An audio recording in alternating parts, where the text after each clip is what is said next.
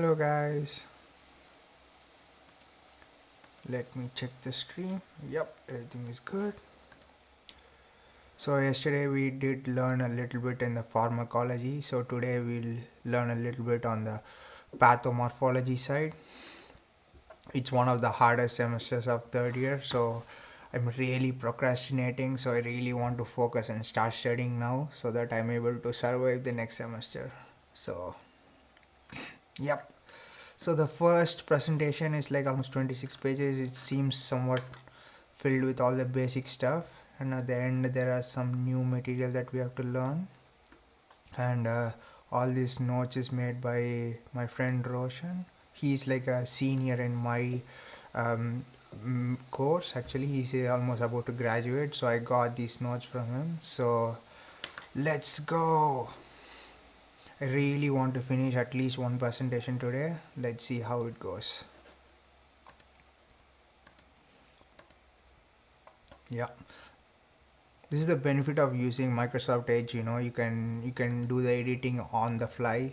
I'm really not happy that Chrome is not having any of these features, so I have to use Microsoft Edge just for these things. And then also the new Bing GPT is there. You can use GPT-4 for free here, so that's a good thing, I guess. And then nowadays it can also take images as well, so they can do optical character recognition. It can understand what are the texts that are there in the image and can literally translate to you or tell it to you. So yeah, it's getting crazier every day. So let's focus now. And yeah, so what are we going to read? The lecture 1 is cell injury, adaptation and cell death, part 1. Okay, so what are the components of normal cell? Cell membrane, cytosol, mitochondria, nucleus, nucleolus, rough endoplasmic reticulum, smooth endoplasmic reticulum, Golgi complex, lysosome, microfilaments, intermediate filaments, microtubules, and the extracellular matrix. Okay, most of it I know, like some of it I just have to refresh it a bit. So let's read through it fastly. Okay, so cell membrane are fluid. Okay, so what is a cell membrane? It's made of a fluid phospholipid bilayer, and then made of the two main functions of these membranes are to serve as selective barriers, forms a structural base for the membrane associated proteins. Okay, if you remember yesterday in pharmacology we saw like how the drugs react with the receptors. They are mostly present in the cell membrane, so you can see here how how that cell membrane is made of once again. And then yeah, one key word here is fluid, right? Fluid phospholipid bilayer. So what does the term fluid means? That means the proteins and the lipids, the phospholipid bilayer, all the elements that are present in the cell membrane are not fixed, they move actually. And they can travel as a part of cytocavitary systems through the physical extent of the cell. Okay, so they can go anywhere, all over the cell surface, I guess. So that's what it means.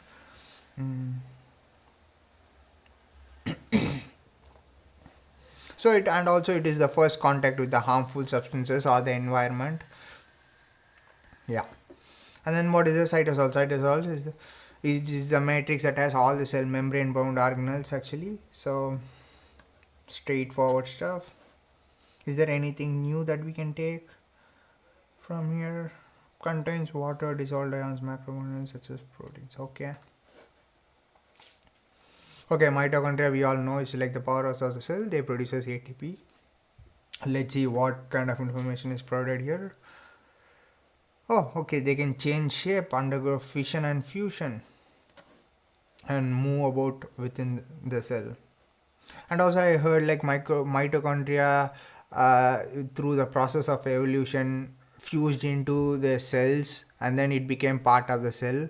Mitochondria has its own DNA itself, so it is been hypothesized that mitochondria itself is a separate organism or something once upon a time, long back, and then when it fused to the normal cell, and these cells started dividing, and mitochondria produce ATP for the cell, and then they became a part of the integral part of the cell itself, it seems.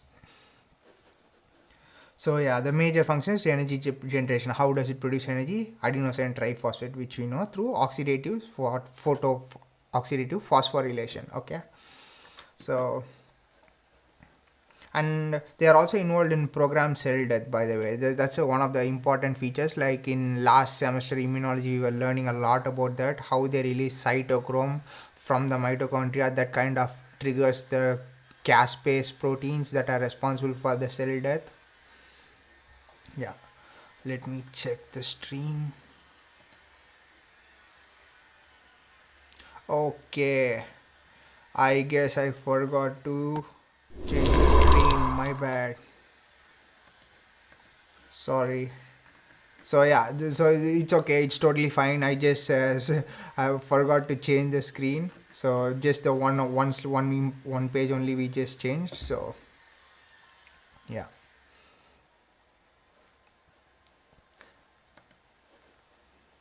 I guess now it's all fixed. And also you can see some interesting feature of my camera that can track me. I'm using the Insta360 link, so wherever I go the camera tracks me and put me back into the frame.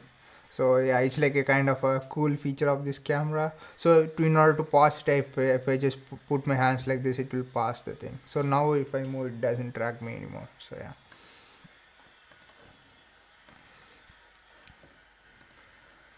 Okay, we saw all the cell organelles, and then we are now reading about, just a minute. And then we read about cell membrane, cytosol, and then mitochondria. Now we are in the mitochondria. So mitochondria have a biologically distinct inner and outer membrane.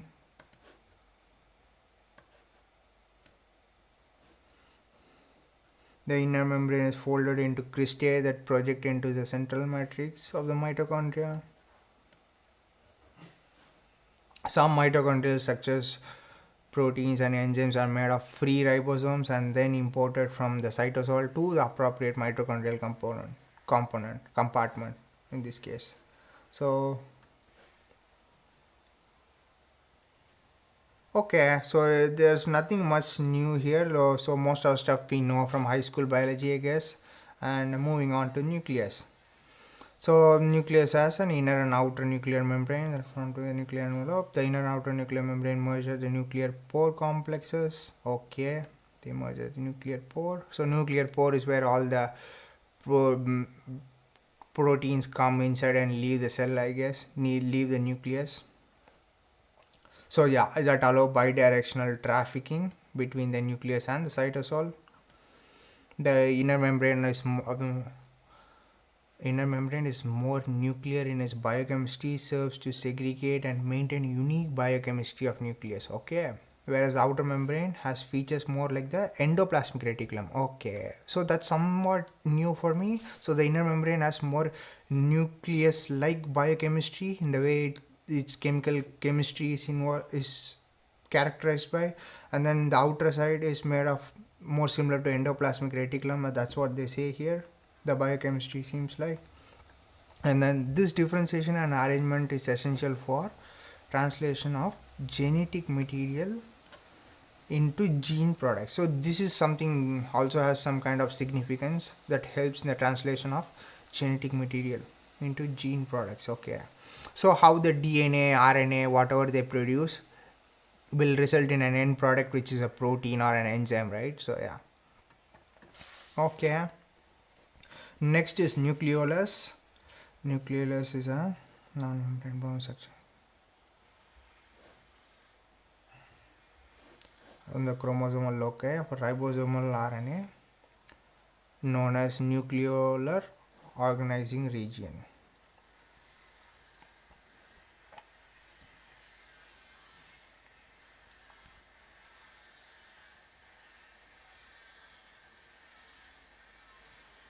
The nucleolus is the site of transcription and processing of ribosomal RNA and of assembly of pre-ribosomal subunits.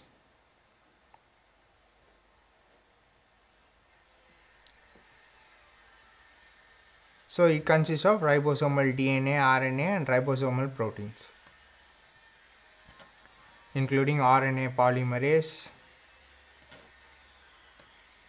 imported from the cytosol. Okay, so what is it about? Once again, so the nucleolus is a non-membrane bound structure within the nucleus that forms around the chromosomal loci of the ribosomal RNA.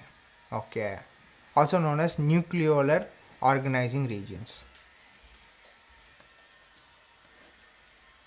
Nucleolar organizing regions. Okay, so moving on to the next one, the rough endoplasmic reticulum. So endoplasmic reticulum is a membrane bound network of flattened sac-like cisternae. Okay, is continuous with outer nuclear membrane, so the luminal contents of the rough endoplasmic reticulum and of the nuclear envelope communicate. Okay,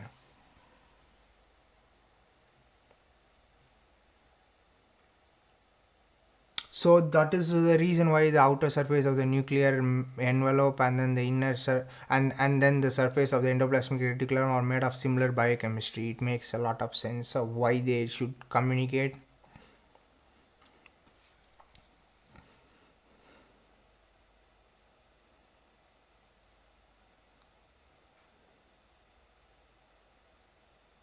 And also the one more reason is the presence of ribosomes attached to them gives them the rough appearance. So yeah, which lacks surface ribosomes.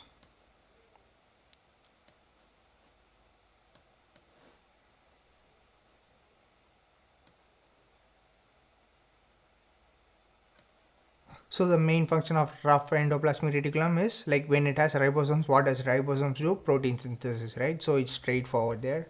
So the main function is so for the smooth one, what is the function of smooth one? Lipids, steroids and carbohydrates.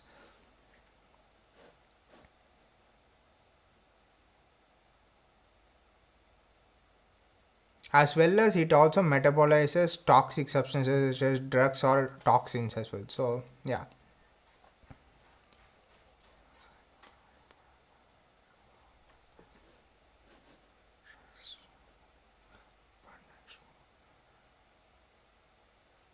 Okay, for example, hepatocytes, for we can say that it is from liver, right? Hepatocytes. So these cells synthesis of lipids, okay, they are very important for synthesis of lipids, and then metabolism of drugs and or toxins, okay, because liver also detoxes the toxins in the blood as well. So and they also produce steroid hormones such as adrenocorticoid cells and certain testicular and ovarian cells. Okay,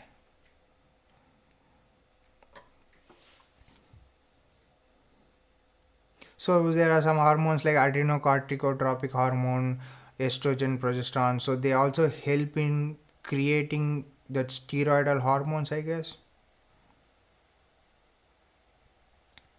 Yeah.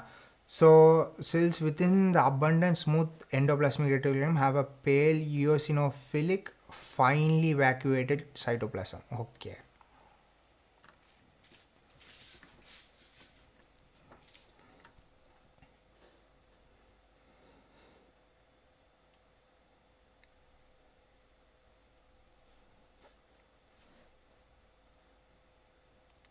So Golgi complex.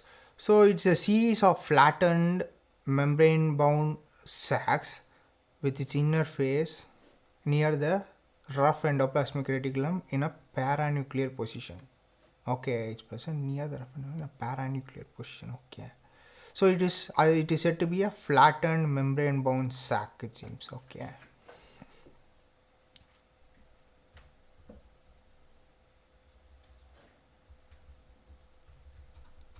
So whatever the proteins that are made in the rough endoplasmic reticulum are delivered to the entry phase of Golgi complex by transport vesicles. Okay. As the proteins traverse the Golgi complex, they are processed and packaged into secretory vesicles to be released from the outer phase of the Golgi complex. Okay. So whenever the proteins are made in the rough endoplasmic reticulum, and then these proteins are released and then they reach the Golgi complex because it's next to the endoplasmic reticulum, and it's also, we read, right, it's in the paranuclear position, somewhat closer to the nucleus, and then it takes in all the proteins and packages them in vesicles and then transfers it outside the cell or within the cell, either for the use by the cell that produce them, as in the case of lysosomal enzymes, or for the delivery to the plasma membrane for export. Okay, it can either release as an enzyme outside the cell, or it can be sent within the cell itself. For the best example, like the lysosomal enzymes. So moving on to the next one, lysosomes. What are those? So lysosomes are membrane-bound vesicles that contains the enzymes which are produced by the rough endoplasmic reticulum's ribosomes and then packaged by Golgi bodies and then given to, packaged by the Golgi bodies in the form of vesicles, and then it is present in the cytosol basically, right? So yeah, that contain enzymes. What does lysosome contain? Acid hydrolysis that can digest chemical compounds like nucleic acid, carbohydrate, protein, lipids, endogenous to the cell, or extracellular substances taken up by endocytosis or phagocytosis. If they take a liquid, it's called pinocytosis. So yeah, so these are things. And so it looks like lysosome has a very important function role in the cell growth and development, I guess. Not only it kind of destroys the phagocyte, whatever the toxic substances that it ingests, but also to kill the cell if it is getting older also, to digest it. So yeah, enzymes contained in the lysosomes are synthesized by rough endoplasmic reticulum. As we know, process package in Golgi complex, yeah, which is exactly what we said, and then released in the vesicles. Yep.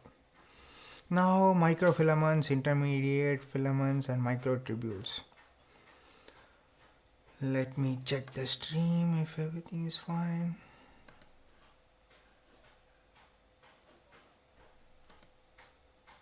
Yep, the connection is good. Yeah. The cytoskeleton is a structural network that regulates the shape and movement of the cell and its organelles, cell division and biochemical pathways. Okay.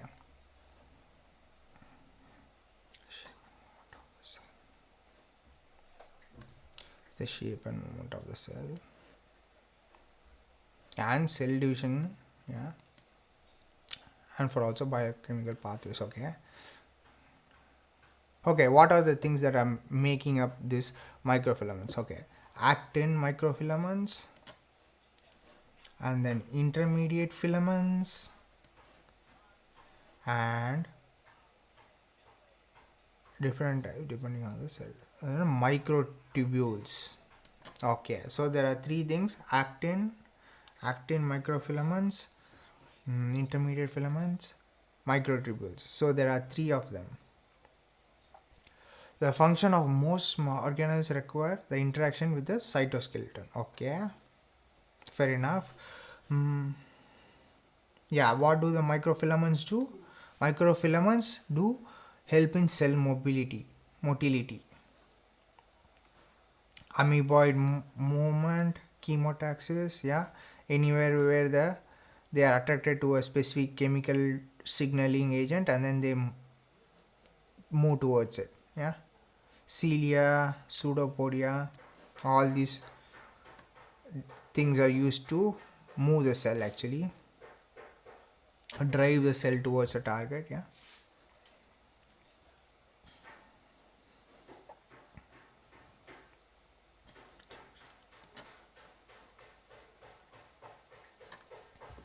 So the intermediate filaments facilitate the physical strength and shape of the cells and tissues, often via junctional complexes.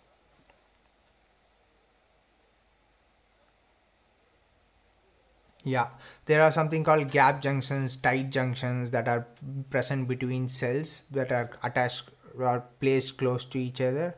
They help in transfer of ions and then also to maintain the physical shape and strength to it, giving it a structure as well.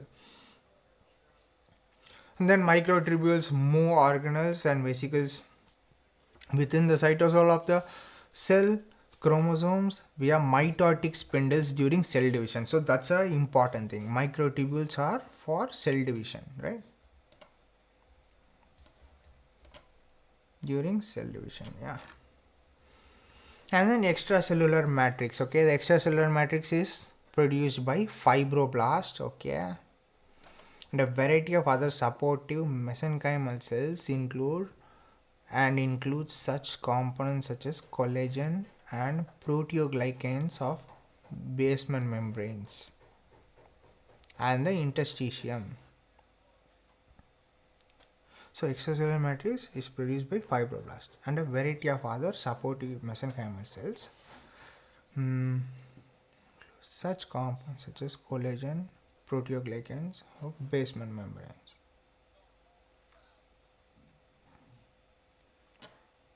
So what else can we say? Connections with neighboring cells with the ECM, extracellular matrix, are essential for normal cellular structure and function. Okay, including proliferation, migration, and signaling. Okay. So now we saw all the components of a cell, what are all present and what is their function. Now let's go towards the causes of injury. Why would a cell be injured in the first place, or why will a cell die?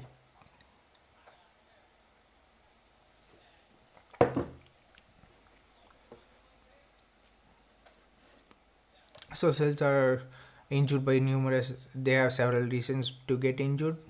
Some could be intrinsic, some could be extrinsic. Okay, and then the fundamental underlying biochemical mechanisms of cell injury are ATP depletion, permeabilization of cell membrane, disruption of biochemical pathways, and damage to DNA. Okay, let's slowly recollect it.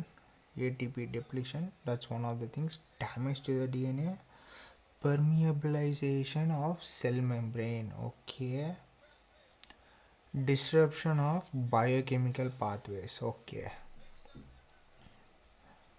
disruption of biochemical pathways. ATP, permeabilization of cell membrane, disruption of biochemical pathways.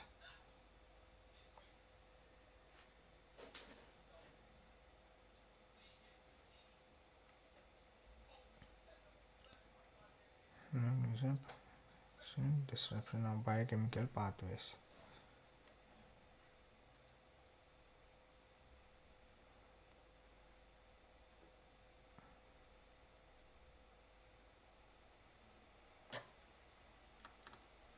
Okay, moving on. So now let's see what is all there. Oxygen deficiency. Let's see what are all the headings that are present. Oxygen deficiency, physical agents, infectious microbes, nutritional imbalances, genetic derangements, workload imbalance. Oh my god, there are so many ways where by which a cell could be injured. Chemicals, drugs, toxins, immunologic dysfunction, and aging. Okay, and then their next step, I guess, is they are going into how the cell kind of dies. So acute cell swelling is something we have to read, and cell death by oncotic necrosis, types of oncotic necrosis, and liquefactive necrosis, gangrenous necrosis. necrosis of adipose tissue,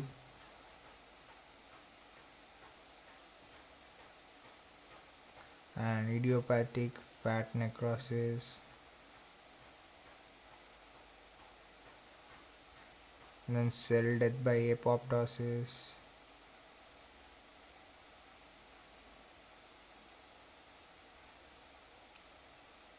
and then there's a little bit of a lab section.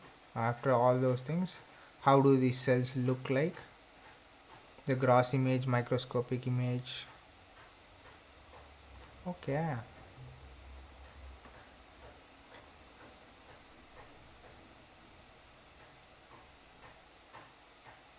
Yep, before going further, let me take a quick break. Where are we? Yep. Oh, here.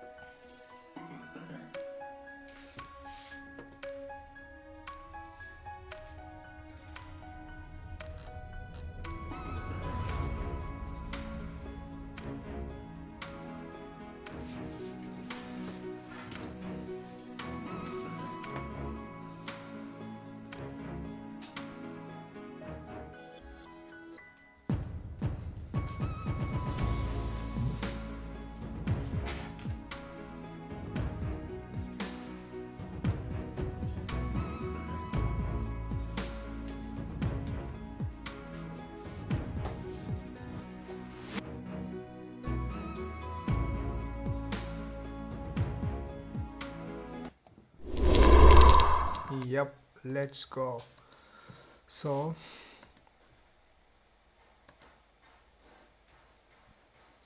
where did we leave? Yeah, we left here. So let's go into different reasons why the cell will be injured or dying. Okay, first one is oxygen deficiency, hypoxia. Less oxygen can result from inadequate oxygenation of blood. Okay, as a result of cardiac or respiratory failure. Reduction of vascular perfusion. Ischemia is reduced O2.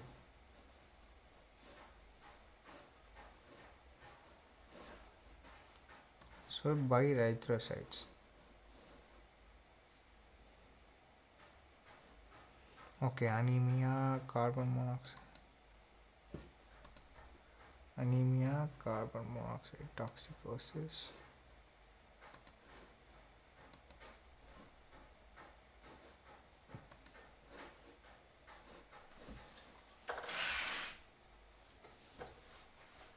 Cyanide toxicosis as well. Okay, everything is good. Everything is good. Yeah, perfect.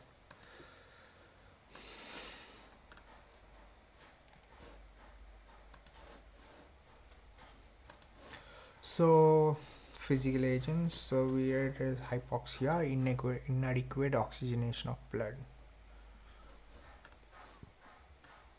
Physical agents like cell injury include mechanical trauma, temperature, radiation, electric shock.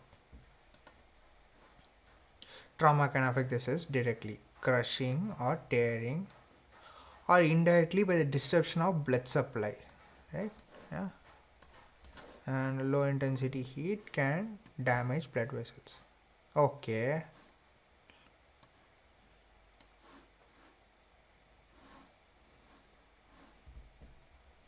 Extreme heat denatures enzymes and other proteins, so obviously can result in cell death. Cold causes vasoconstriction, limiting the blood supply to cells and tissues.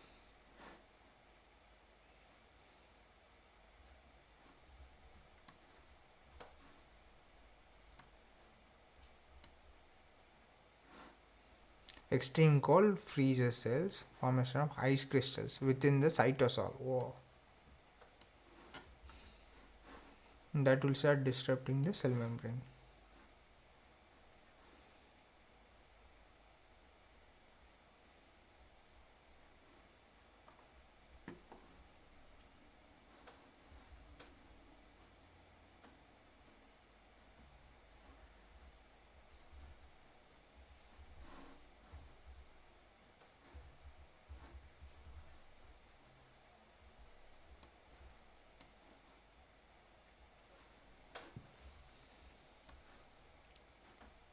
So next one is ionizing radiations, with its frequencies above the ultraviolet range and ionizing atoms that ionizes the atoms and molecules, which can cause direct cell membrane and organelle damage.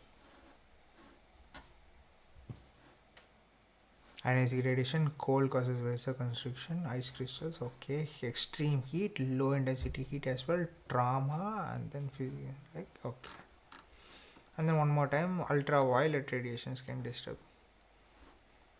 Forming reactive oxygen species. Formation of reactive oxygen species. Yep. So infectious microbes. Yeah, the one whenever the microbe enters a cell, they can start replicating, right? Gain access to the other cells and tissues as well. Infectious microbes range from protein molecules without nucleic acid, prions. This is very important.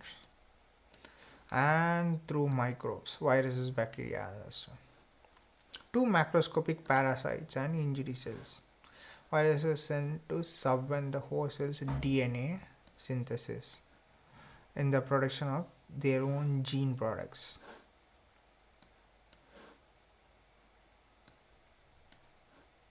Many bacteria produce toxins.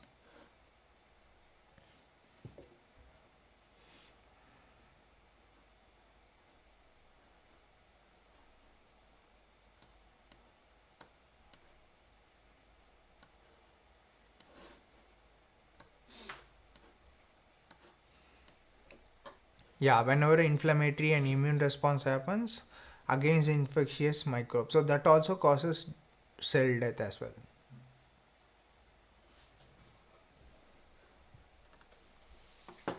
Yeah, so some other things that we have to notice: the virus part, where it produces its own products when it combines with the genome of the host cell, and then also this one, proteins without nucleic acid, and then microbes. Yeah, nutritional deficiencies as well make sense. Yeah, animals can always adapt to short-term dietary deficiencies or calorie deficit, but through long term it leads to lot of problems like atrophy of cells and tissues. Oh, the reason it can survive for short term is because of it can survive through glycolysis with the existing glucose in the blood. Lipolysis, the example, the fat that is stored in the reserves can also be catabolized to produce more energy, and then at the end it also catabolizes muscle protein to make energy. So it starts with glucose. Once glucose is over, it goes to fats, and then fats is over, it starts to eat away the muscle proteins. And genetic derangements.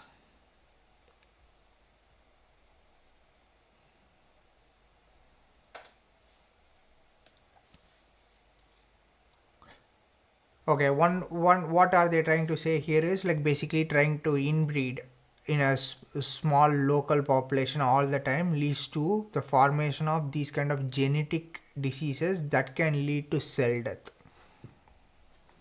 The reason is because the genetic diversity is gone in a purebred species, and then when you do that several times, there is a high prevalence, or they are prone to these kind of diseases that can cause early premature death and stuff. Yeah, this is something very interesting. Workload imbalances. Suppose if a kidney fails and then the other kidney has to do more work, the size of the kidney kind of increases, known as hypertrophy, and the same thing for the heart as well. If the heart has to pump more blood, it becomes bigger in size as well. So, yes, when the workload demand is too high, they lead to degeneration of death because they couldn't meet the demand. The best is any kind of organ failure, right? Too much toxins, liver failure, kidney renal failure, and then heart failure as well.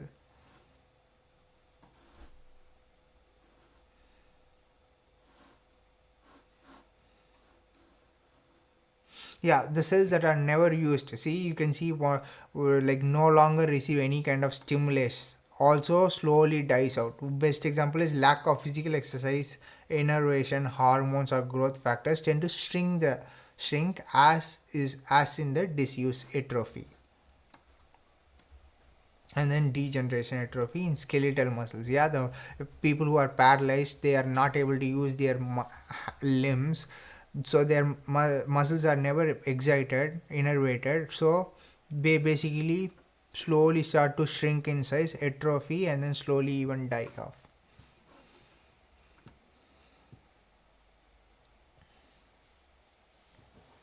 The same thing for memory glands as well. After the offspring is weaned here means removing the offspring from the mother, so the memory gland atrophies and goes to its normal size.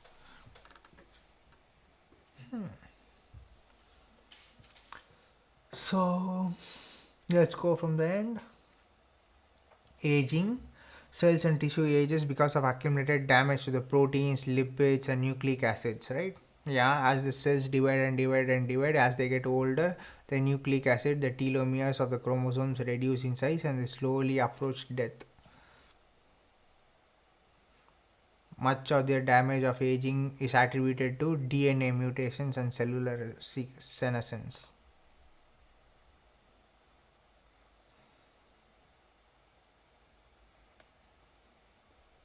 They also lead to the development of neoplasia.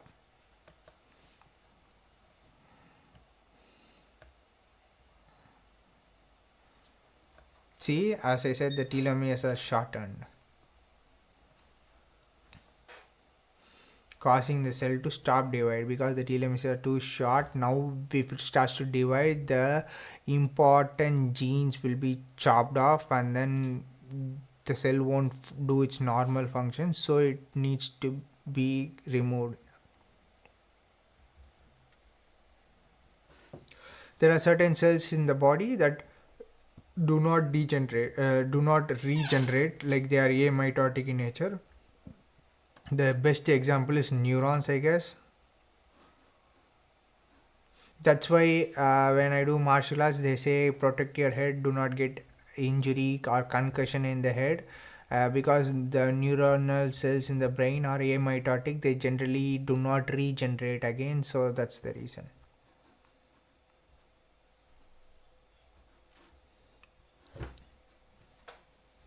Cerebrocortical atrophy in aging brain. Okay, people also who are older in age, their brain starts to slowly degenerate and then they start forgetting stuff, so that's also attributes to aging, right?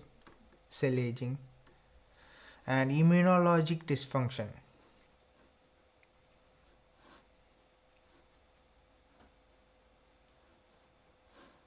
So whenever a microbe or a harmful foreign antigen attacks you, if this body couldn't fight against that, that's basically it couldn't, the immune system is so weak that it couldn't fight it off, so that can lead to immunological dysfunction, which in turn leads to death of healthy cells, right? Because of the antigens or the microbes, whatever invades the body. And also there is another thing where inappropriate reaction to self antigen, autoimmune disease. This is also a very crucial one because the body starts fighting its own cells as a foreign body and then starts attacking it, so that's a very dangerous condition, autoimmune diseases. Yep.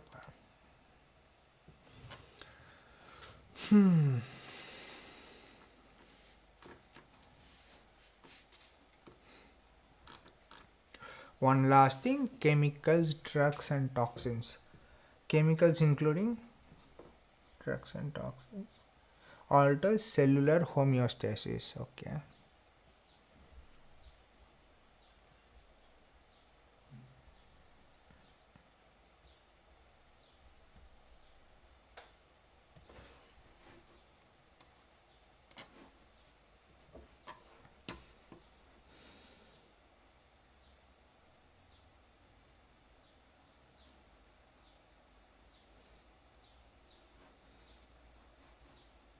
So anything that alters homeostasis. Yeah.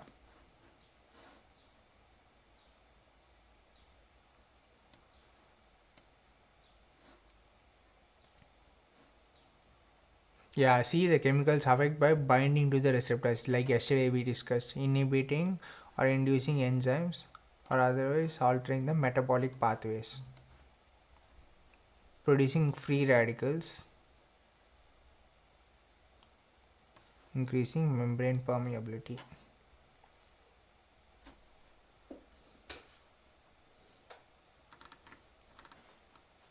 Nice.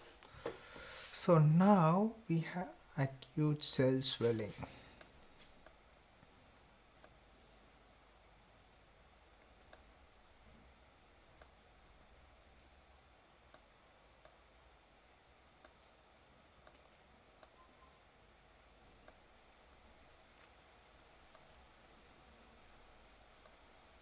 Okay, we can do the acute cell swelling and maybe do the lab part and then go back to the necrosis part.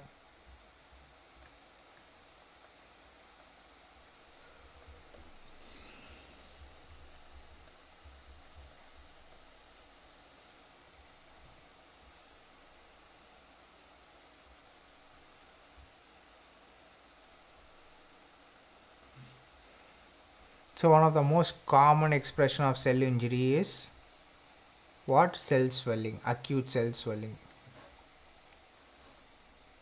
Acute means something that happens quickly, suddenly. So hydropic degeneration because of the influx of water along with sodium ions. When the sodium potassium pump, our sodium potassium ion pump fails as well. Yeah, if it is not starved, otherwise it will cause acute cell swelling, which can cause lysis and death of the cell. Makes sense.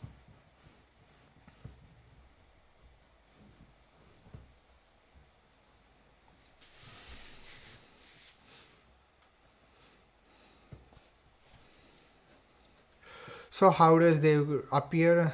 So morphology, this is I'm studying pathomorphology, right? So what is the entire subject is about how the thing looks like. So the first one is gross appearance and followed by microscopic appearance. So pallor, organ swelling, decreased specific gravity, decreased.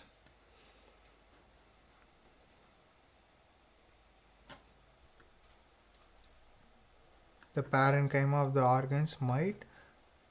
organs with capsules may bulge on the incision line. Okay. First of all, pallor, organ swelling, decreased specific gravity.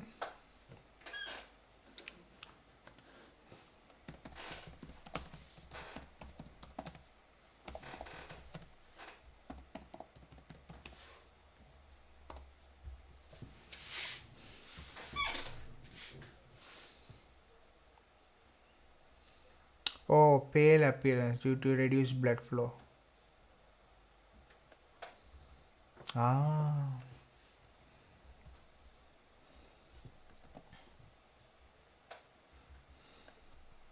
So how do microscopically they appear? Cells with pale and fine vacuolated appearance. Okay, in renal proximal tubules, swollen epithelial cells.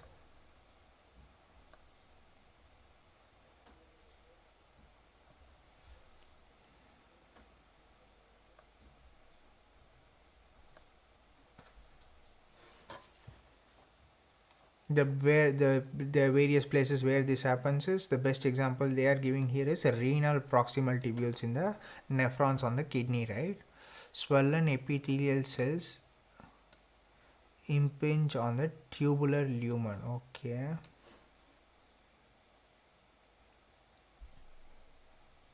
In liver, swollen hepatocytes, endothelial cells compress hepatic sinusoids. Okay. So in the kidney, the renal proximal tubules, the swollen epithelial cells kind of impinge on the tubular lumen, press against the tubular lumen. Okay. So thereby reducing the toxic excretions or the waste to go out, or even the water to escape, right? And in liver, the swollen hepatocytes and endothelial cells compress hepatic sinusoids, so preventing the liver to release bile or whatever the stuff that liver wants to release, it couldn't because of the swelling. Pale and fine vacuolated appearance. Okay. So this is the gross picture of how it looks. And here you can see acute cell swelling. If you see the arrow where they are pointing, and then here another arrow is there. I don't know where my mouse pointer is gone. Okay, here you can see the cells are swollen actually, like pale and finely vacuolated appearance. These are also swollen cells, it seems. Ballooning degeneration, papular stomatitis, oral mucosa. Okay, and ultra structural appearance. The acutely swollen epithelial cells loses plasma membrane structures such as cilia microvilli and develop cytoplasmic blips at the apical cell surfaces. Cytosol is an electron loosened. Mitochondria are swollen. Cisternae of the endoplasmic and Golgi complex are dilated. Cytocavity network fragments, cytocavitary network fragments into vesicles. Proteins and calcium ions precipitate in the cytosol and in organs, especially mitochondria.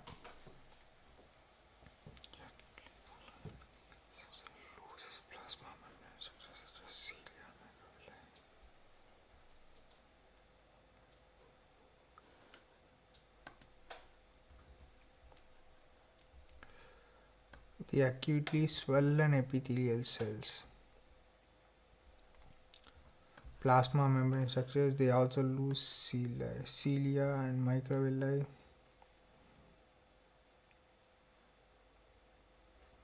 From cytoplasmic blebs, so the apical surfaces. And what are the cell organelles? How do the membrane bound organelles, how do they look like?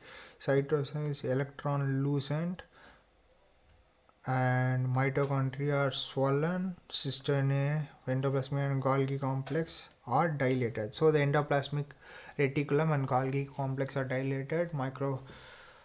Mitochondria is swollen and electron lucent in the cytoplasm. What is lucent?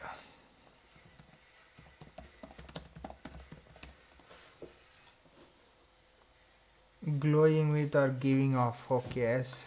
In this case, electron lucent. It kinds of has too much electrons, I guess, in this point. And then cytoplasmic cavitary network starts fragmenting into vesicles.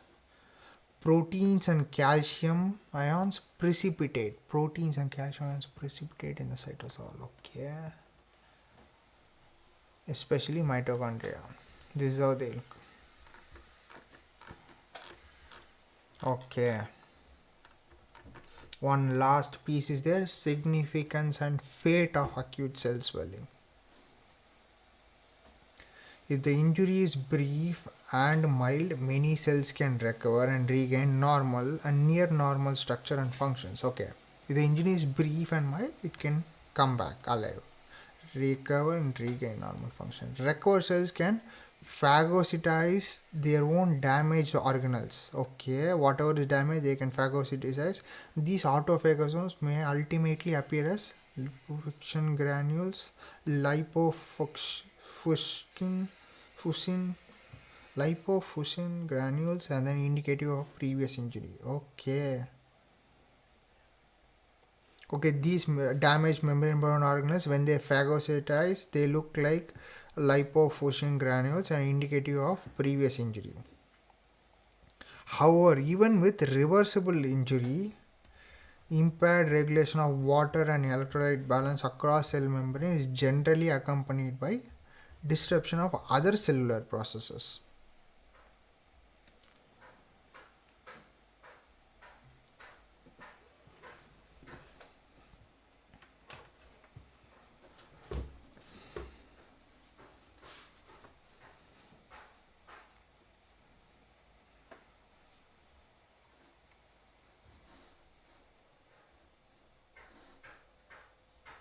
Even in reversible injury, there is still a lot of problems that it's created, like impaired regulation of water and electrolyte balance. Okay, because whenever this kind of acute cell swelling happens, water and ions kind of rush into the cell, right? So basically that's what they're trying to say here. Generally accumulated disruption of other cellular process. The ultimate effect on the animal depends on the number of cells that are affected by this way, and their ability to repair themselves and then regenerate. Okay, so it depends on the organ or wherever that thing happens and the number of cells that has been affected by acute cell swelling, and the importance of disrupted biochemical processes such as ATP synthesis. Yeah, once acute cell swelling happens, basically most of the cells normal activity stop, and best example is ATP synthesis stops because mitochondria itself is swollen, right? Yeah, with severe, lengthy, repetitive injury, acute cell swelling can progress beyond the point of no return and become early stage in the process of cell death. Okay, I think this is good for part 1, I guess. We can continue later, guys. After me taking a short break, we can do the lab part and then come back and do the necrosis. Then it will be good to go. Thank you, guys.